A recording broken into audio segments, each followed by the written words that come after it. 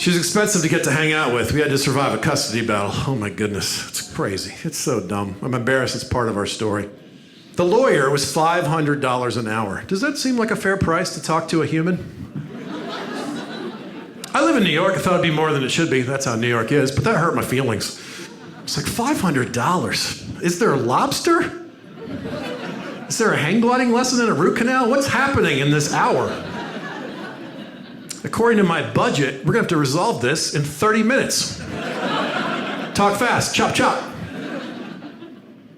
It's crazy. And you can't get your head around how much it costs because they charge you for everything. They write an email to the judge, they have a meeting with the other lawyers, they write up a thing, they file a motion, they talk to you, they go back. And this goes on for days and weeks and months and a year. For all the money we spent, we could have had 2 kids, each gotten one. That's a cleaner break there. All right, Ava, you got the long straw. Go say goodbye to Mom. Hug your brother. It's going to be a tough road for that kid.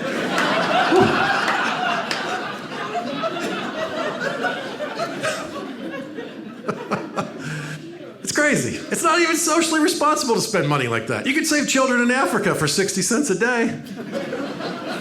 If we just stop fighting over one little white girl, we could save all of the children of Africa. But then, of course, I would get to know and love the children of Africa, and she would try to keep me from seeing them. Back to square one. You can laugh about my pain. It's fun. The one good thing that came from it, it broke me from being cheap. I don't care how much things cost anymore. My wife wanted to go see Billy Joel at Madison Square Garden. She's like, oh, tickets are $150 each. I'm like, well, we spent $100,000 to see a 9-year-old. She doesn't know any of our favorite songs.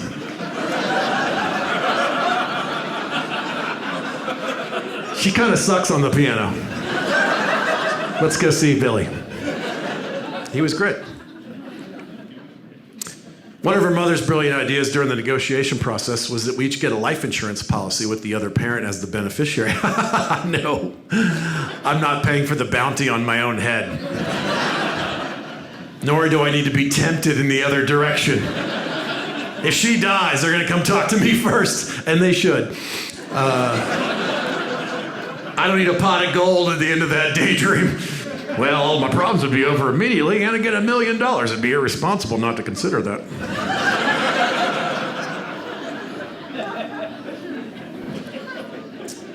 And I'm sure, as a guy in the world, I had advantages big and small, some of which I wasn't even aware of, my whole life, just from being a guy. But when you're a guy in a custody battle, you are way behind before you even start. Because culturally, we think women are better at raising children than men. And why? Have you looked around the world? People suck. And women raised almost all of us.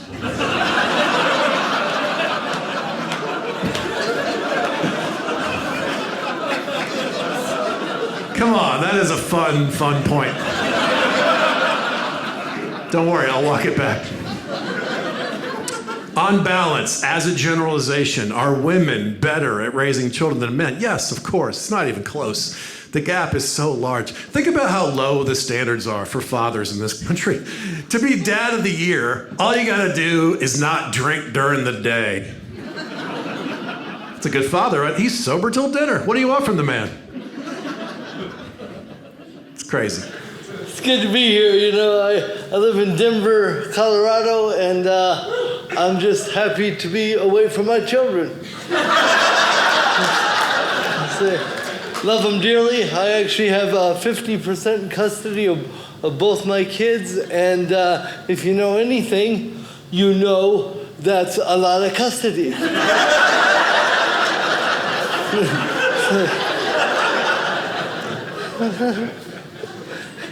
Hey, have you guys ever got divorced and then realized that maybe you just needed a sandwich?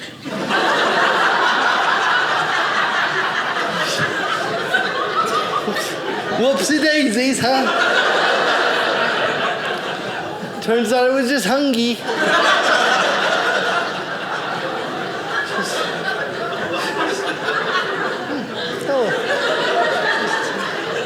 Moving on. Hey, huh? Oh, thank you. Socrates said in the 5th century BC, by all means marry. If you get a good wife, you'll become happy. If you get a bad wife, you'll become a philosopher. Thanks to my first wife, I'd like to share some of my philosophy with you. They say love means you never have to say you're sorry. No, divorce means you never have to say you're sorry. Love means you probably won't stop saying you're sorry. Unless, of course, you're a woman. Then you never have to say you're sorry. Because you never do anything wrong. That's why relationships are like a game where women are the scorekeepers and men don't understand the rules.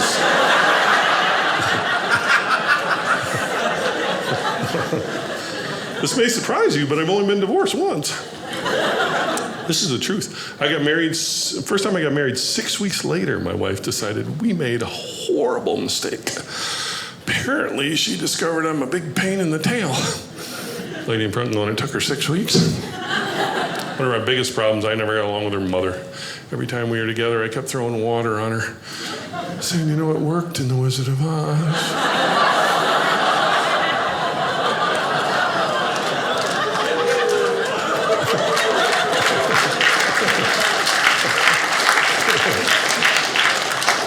Let's say this, you're married to a comic, you better have a good sense of humor.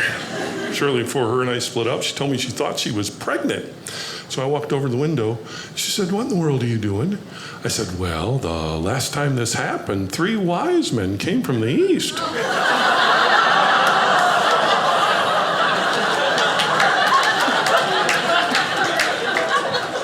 She didn't laugh like some of you people laughed. He didn't clap long enough for me to take a drink.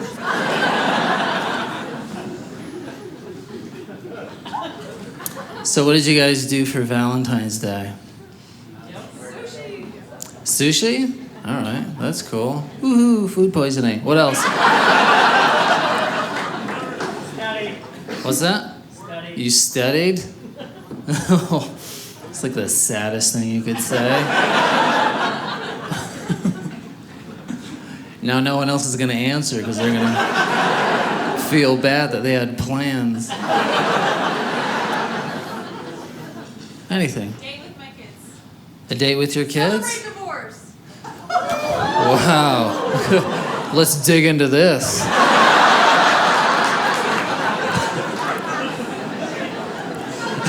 She's like, where are the breaks to this joke? Oh, here. Oh.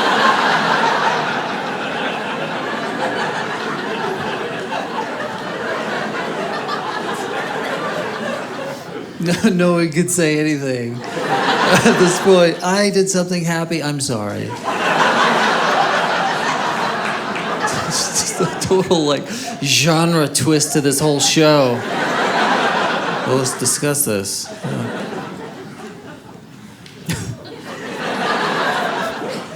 Celebrate divorce.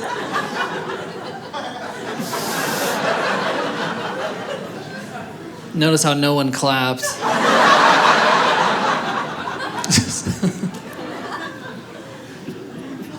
It's a great segue into what I had prepared.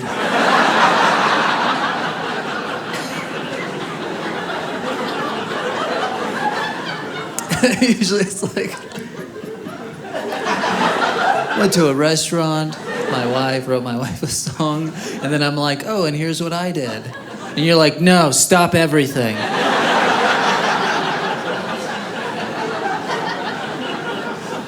Next holiday.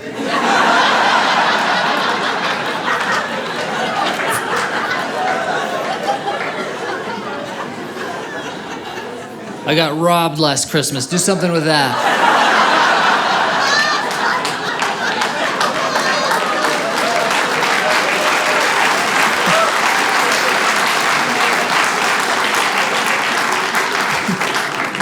The comedy obstacle course. Gosh. So I am dating. I'm trying to find the right guy. I went out on a date with this Christian guy. I thought, oh, this is going to be great. He had me figured out in the first 20 minutes at dinner. He leans across the table and he goes, I know what your spiritual gift is. And I go, you do? That's amazing. What? What is it? And he goes, you have the gift of singleness. Oh. Yeah, I know. And I was like, guess what? I also have the gift of prophecy, and you and I will not be speaking in tongues. Yeah. Yeah. Okay, bye-bye.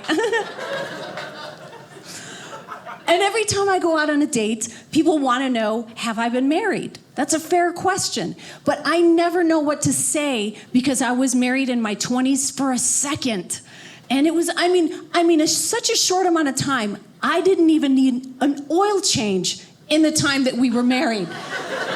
That's how short it was. And okay, here's what happened. He started cheating 4 months into the marriage. Yeah, because 3 months would have been too soon, right? So he started cheating 4 months into the marriage, but there were signs. There were indications. We've all had bad relationships. We just don't pay attention because we're in love. I should have known. He signed our marriage license in pencil. I should have known, you guys. At our wedding, me, the bride, should not have to wait in line for the first dance. I should have known. Oh, man. So he ended up leaving, but I was crushed, and I'm like, I am going to learn how to do relationships right. I can't change him, but I can change me, and I can make me better. So I went to a counselor, and I chose a man. You know why? Because I wanted to learn how women can communicate better with men. So this counselor said, Lisa, sometimes women speak in code. And I go, well, what do you mean by that? And he goes, well, sometimes they say one thing to a man and they mean the complete opposite. Guys in here, by applause, do you agree with that? Okay, we got an amen in the front row. Perfect. Nice, some brave men that want to sleep on the couch. Excellent.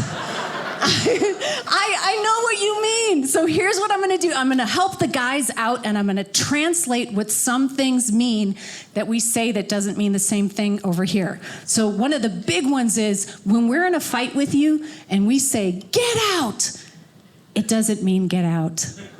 It doesn't. It means come back and apologize. Right, ladies? Applaud if that's the truth. Yeah, we want you to come back and say sorry. That's all. That's all. Just come back and say sorry. I can prove it. Next time she goes, get out. Try walking toward the door. Yeah, because the next words out of her mouth are, where the heck are you going? And then you might feel a knife graze the side of your head. Here's another one that you may have heard. Maybe, sir, you're relaxing on the couch and your wife comes home. She barges in. She's like, why haven't you taken out the garbage? You're like, what did I do? That translates to earlier that day, her mom called her fat. Yeah. Mm-hmm. Yeah, in-laws' fault. That's what happened there. This is a fight that I heard between my best friend and her boyfriend. Verbatim, they're fighting. He stops and goes, honey, what's wrong? And she replied, if you don't know, then I'm not gonna tell you. What? Ladies, we gotta tell our men. We have to tell them because they are fixers. They want to fix the problem. They are good fixers, bad guessers. Here is why we don't. I'll explain it to you guys. Here's why. We give you the benefit of the doubt. Because to us, it's crazy obvious what's going on. But ladies, men are simple and stupid. You have to tell them exactly what you want. That is why there are so few women astronauts out there. Think about, there's like 4 women, they go up into a space capsule, maybe something happens, they're gonna have to radio down. Houston, there's something has to be going on right now, there's something really wrong, we need help. Copy that, this is Houston, what seems to be the problem? If you don't know, then I'm gonna burn up in the atmosphere.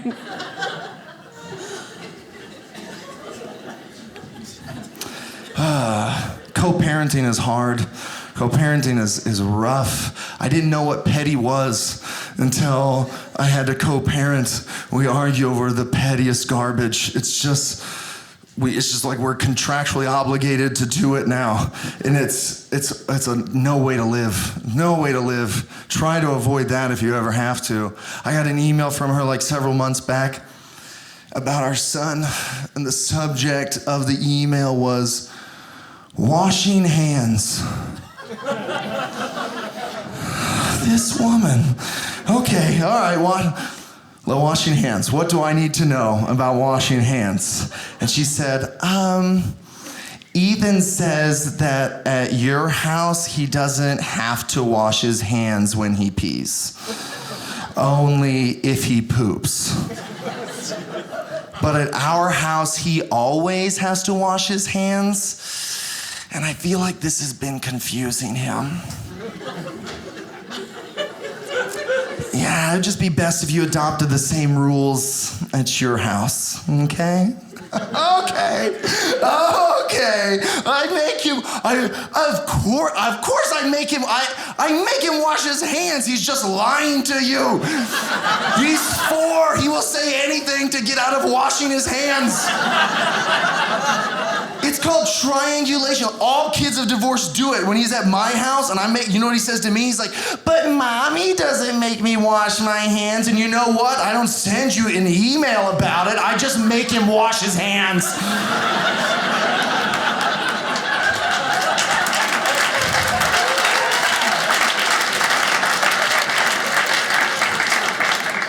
This feels like an unnecessary step.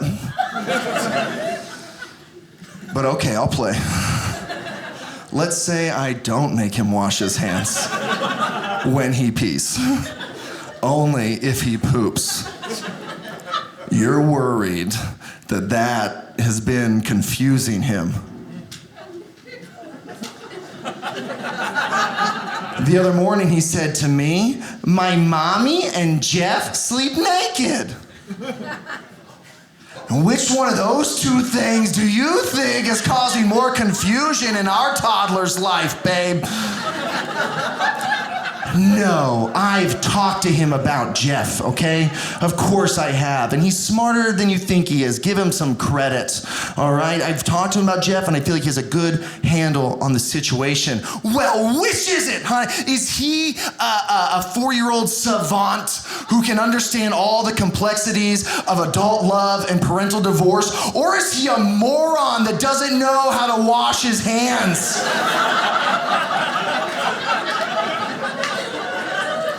Because I feel like you gotta pick one.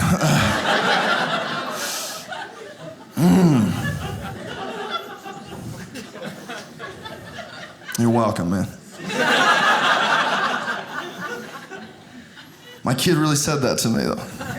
Like, first thing in the morning, I was like, we just woke up.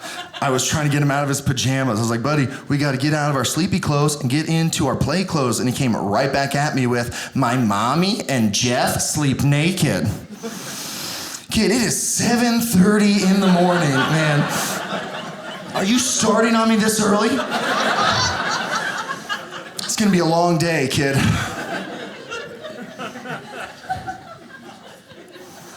And it was. It was a very long day. And somehow I got through without sending you a whiny little email about it. Yeah, Ethan says that at your house, you guys sleep naked. But at our house, everyone wears pajamas. Just a rule that we have.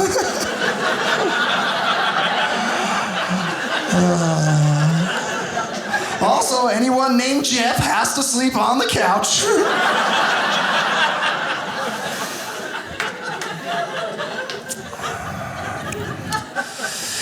I just feel like this has been confusing him. If you could adopt the same rules at your place, it'd be great.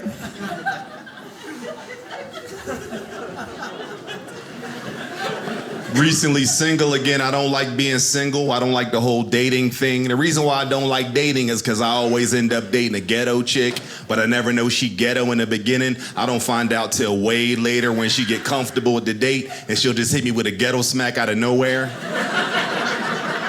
Some of y'all got quiet like y'all don't know what that is. That's when a girl is so involved in her conversation, she has to stop talking to gather her spit together and then continue on with the conversation. And it'll catch you off guard if you never heard her before, but it sounds something like this. So it was me, Nikki, and Shay, right? I said, did you just hit me with a ghetto smack? She was like, no. I thought you said we were going to a restaurant. I said, oh, we are. She said, where we going? I said, McDonald's now. She said, ooh, good, because I was hungry. Let me get a double cheeseburger. Ooh, a large fry. I said, get out my car. It was crazy. I had to start dating black girls again. I was like, I can't keep putting up with this every time I go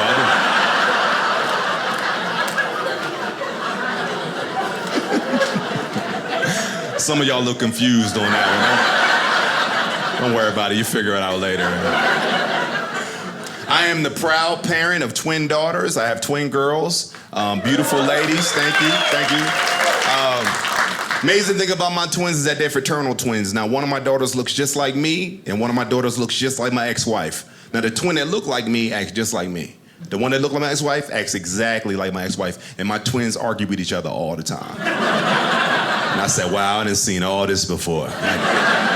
Give her like 2.5 more years, somebody got to file for divorce, like this is not gonna work out. We set y'all up for failure, we're sorry, you know? The one that act like me, like, Daddy, she always gotta be right. She always arguing when she won't never be quiet. I was like, look, sometimes you just gotta grab your car keys and just walk the hell out. Like you don't have to put up with that. Stop crying, stand up for yourself, be a man.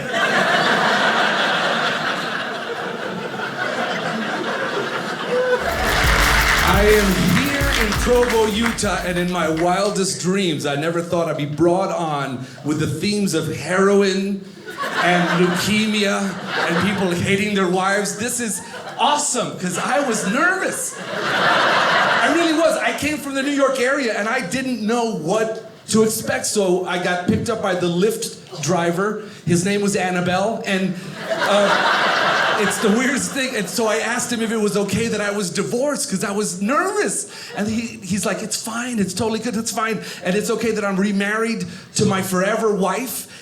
We love forever wives. That's kind of our thing. We love to be married with forever wives. And is it okay that I met her on Tinder? And he said, yes, it's fine. Some of them meet on mutual, but Tinder's totally good. So is it okay?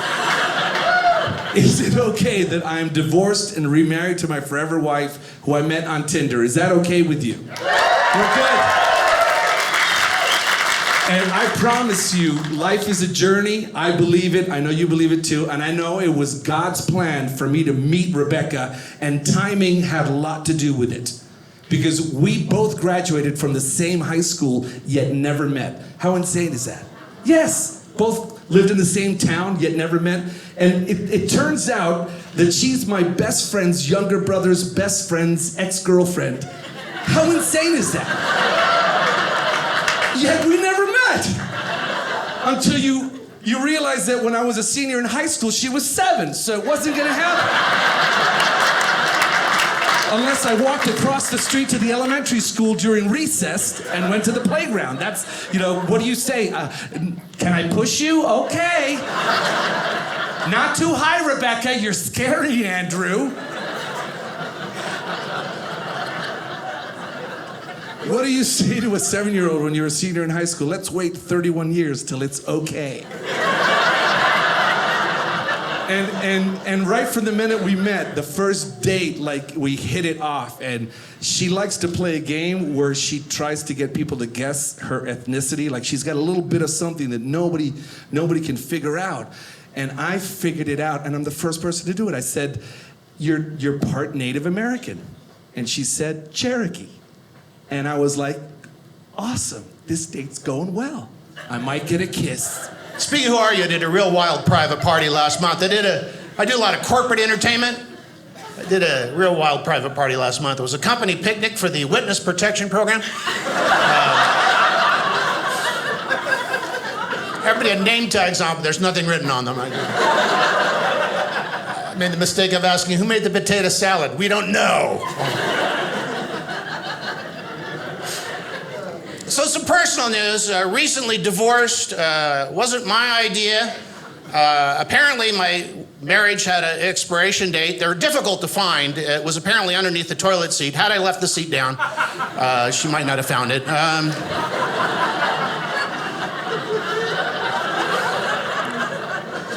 No, I'm as loyal as a dog. I really am. And dogs are loyal. They really. You never see a dog go up to its owner and go, we need to talk. I'm just not happy with you. I think I'd be happier with another owner. We saw a marriage counselor, but I don't get into that. Anyway, the marriage didn't work. We argued a lot, and a long argument with my wife was a lot like watching a fireworks show. Because I'd sit there and go, well, that's the finale. No, wait, there's more.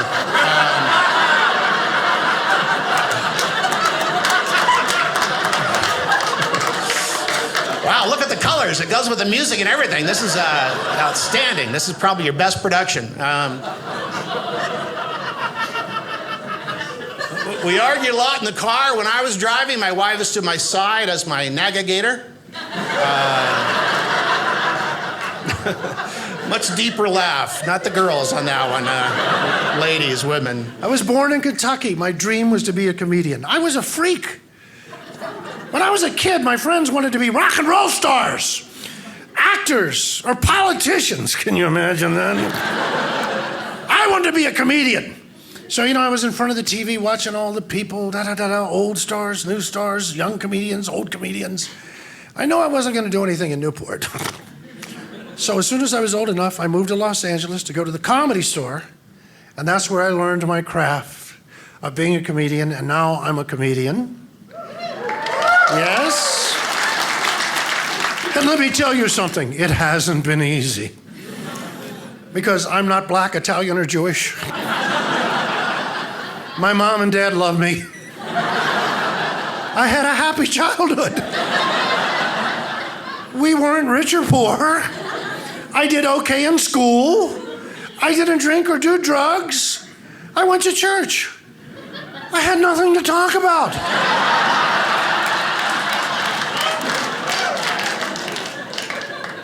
And then I met a woman. Now the landscape of life changed. We fell in love, got married, and had 3 children. And then after a while, things didn't work out, and we were divorced. And I remarried her again because I wanted my house back. And we tried and tried to make it work out, but it just didn't work out. I mean, we really love each other, but it just, I'm talking about 20 years here of life. And we try to stay friends. We have 3 children. I talked to her before I left. I called her up. Plaintiff. I'll be gone for a few days. I like being a dad, right? But it's weird, right? Right after you was born, I realized I took a notch down in who my wife loved in the family, I mean, she loves me, but she has a different love for this thing. This thing. My son. Yeah, after he was born, she was like, I want to get a tattoo of Owen's name on my foot or my ankle or something, which I think is cool, but I've known my wife a long time. She has no tattoos. So I'm giving her crap like, that's cool, baby, get a tattoo, but you know what? I don't see any Tom tattoos on you anywhere. She's like, yeah, I know, but this is our son. This is permanent. Yes, ha ha ha ha. She is hilarious. It's funny, I was joking with her about divorce, right? We would never get divorced, we're soulmates, but I was giving her crap. I'm like, hey, honey, if we got divorced, would you take half of my income? She's like, heck yeah. I'm like, that's cool, because right now you get it all, so it'd be good to see some of that coming back. This direction.